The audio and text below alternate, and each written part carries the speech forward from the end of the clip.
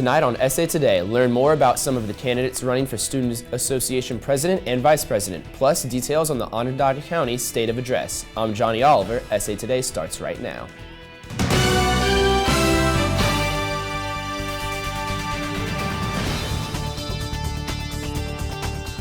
A few months ago, they were strangers, and now they're running as a team for president and vice president. Arid Evangelista and Joyce Lalonde officially announced their campaign for Syracuse University's Student Association yesterday. The pair says if they are elected, they will continue the initiatives that current President Aisha Sadat and Vice President Jane Hong have been working on. This includes the Bite Share program and increasing accessibility for people with disabilities at the Carrier Dome.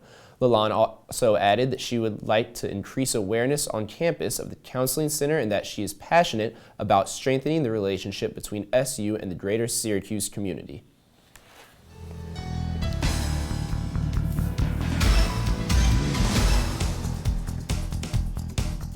This week's Student Association meeting focused on heavy topics discussed on campus. The SA President and Vice President attended a leadership conference at Clemson University over the weekend that raised awareness of sexual assault on college campuses. The President says she hopes It's On Us Week coming up in April will be as successful as it was last semester.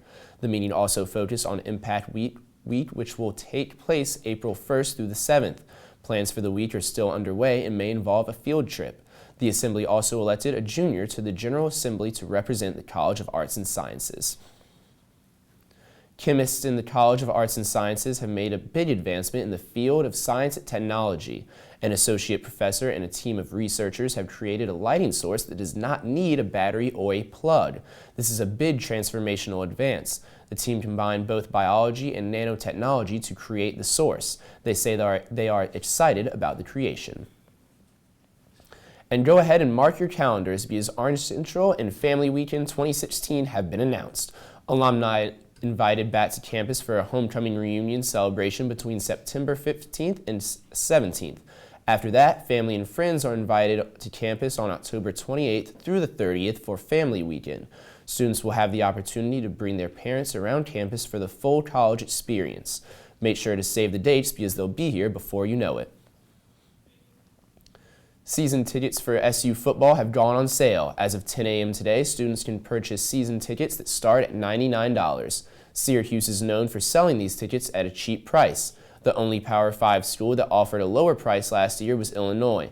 Syracuse's home schedule for 2016 home games against Colgate, South Florida, Virginia Tech, and Florida State.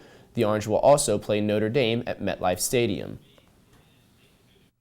Many important initiatives are currently underway by the Student Association. As elections are fast approaching, it is important that these plans develop and are carried out heading into the next school year. I'm now joined by Tracy Ford, who was recently elected as BEM Chair and is in charge of elections and membership. Tracy, thank you for coming on the show today. Thank you for having me. Oh, of course. So, what are the deadlines for petitions for Assembly? So currently deadlines have been passed. But we have about 1 to 3 open seats for each college, so it's really encouraging to see any interested student apply. Okay.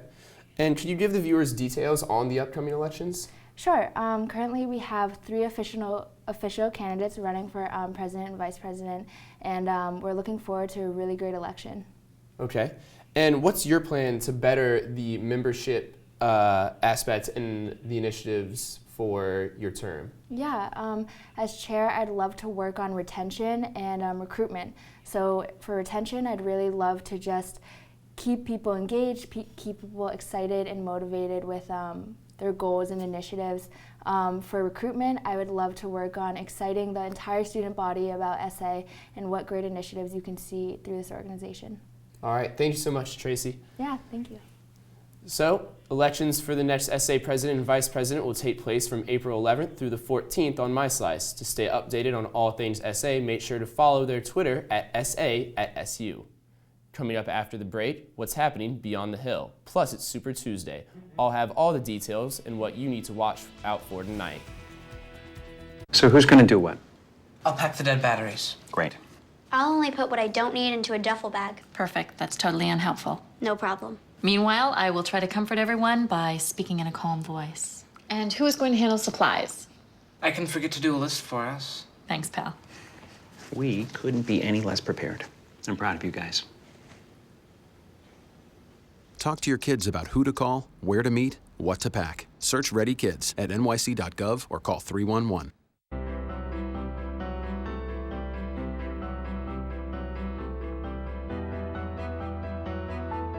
Body language can tell you all sorts of things. Like someone is having a stroke. Know the sudden signs. Learn fast. Face drooping, arm weakness, speech difficulty. Time to call 911 and get them to a hospital immediately. Learn the body language and spot a stroke fast. If you want to be a parent, it doesn't matter how you play, what you wear, how you dance, or even what direction life takes you. You just need to be there. You don't have to be perfect to be a perfect parent. Thousands of teens in foster care don't need perfection. They just need you. So they say it's a man's world? I don't see anybody's name on it. While they were doing their thing, we slowly changed all that. Today, women can do anything men can do. And there's one thing we're even better at.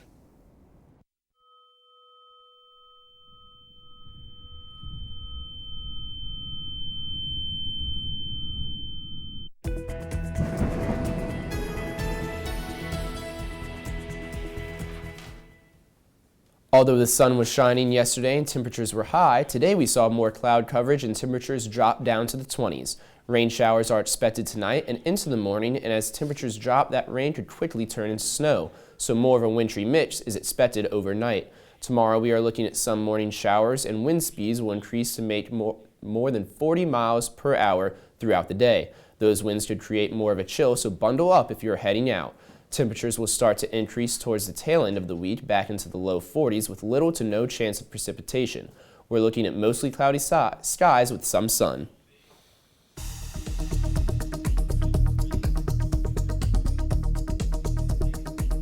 Syracuse police are investigating a homicide that occurred last night. Officers were dispatched to Rich Street just before 9 p.m. regarding a shooting complaint. They found 21-year-old Charles Townsend suffering from a gunshot to his lower stomach. Townsend died at Upstate University from his injuries.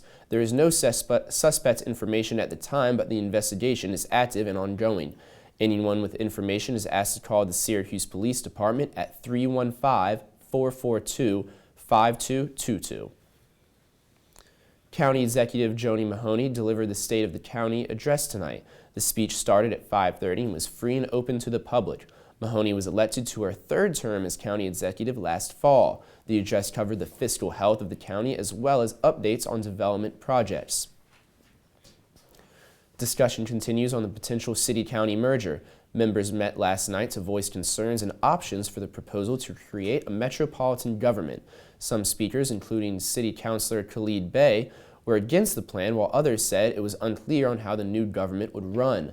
Members voiced the similarity of the city's fiscal problems and the suburbs' budget issues is a strong reason for pushing the merged government.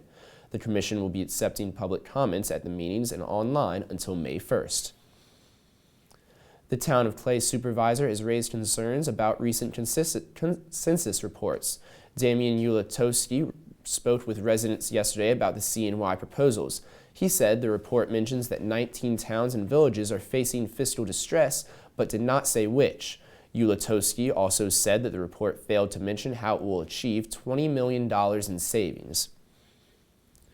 Murder and kidnapping charges against Sarah Ferguson in the Word of Life case have been dismissed. She was one of 8 people indicted in connection to the case. She is still charged with 1 count of murder for her alleged role in the death of her brother Lucas Leonard and beating younger brother Christopher Leonard last year.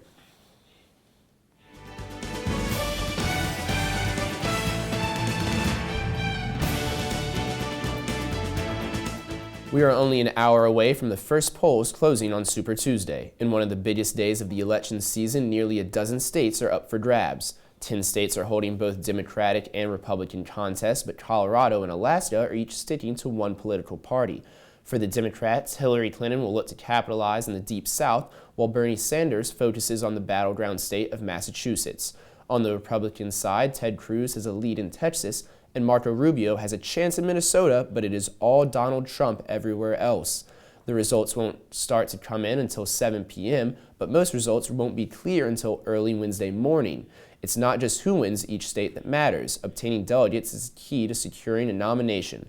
There are a little more than 1,000 Democratic delegates at stake tonight, while there are almost 600 up for grabs on the Republican side. Clinton and Trump are both leading in delegates for their respective parties. They are expected to remain in the lead after Super Tuesday is over. Republican Party officials are also holding election-related events in Wyoming, North Dakota, Colorado, and other U.S. territories, but no votes will be cast. And after the break, one last look at the weather, plus Matt Wieselthayer is here with what's coming up in Sports on the Quarter. We'll be right back. Really?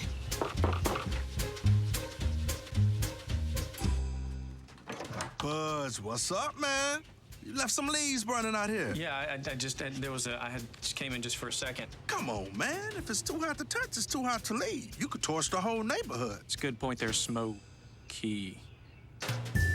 9 out of 10 wildfires are caused by humans. Only you can prevent wildfires. What planet are we living on? Right here. What do you think it would be like to teach? Chances are, you have no idea. Teachers today are breaking down obstacles, finding innovative ways to instill old lessons, proving that greatness can be found in everyday places, and that you don't need to be famous to be unforgettable. That's what it's like to teach.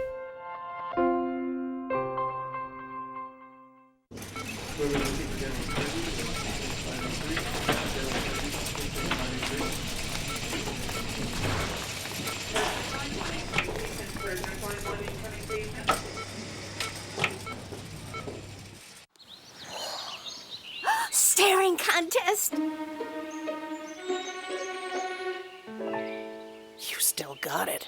I know. Come alive with the forest. Visit discovertheforest.org to find a forest near you.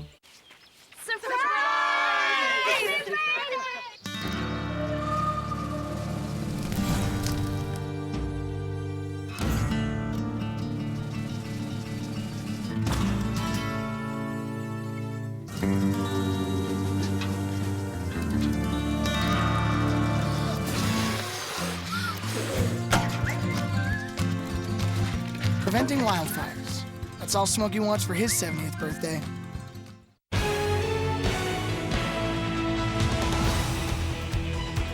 Tomorrow it is going to be a very windy day with those winds gusting at more than 40 miles per hour. On and off snow showers are expected throughout the morning with temperatures in the 20s. Temperatures will increase a little bit later this week, but for the next 2 days, make sure to grab your heavy winter jacket when you are headed outside. You might even need a hat and a scarf. A high school basketball team in Rhode Island thought they won a state championship.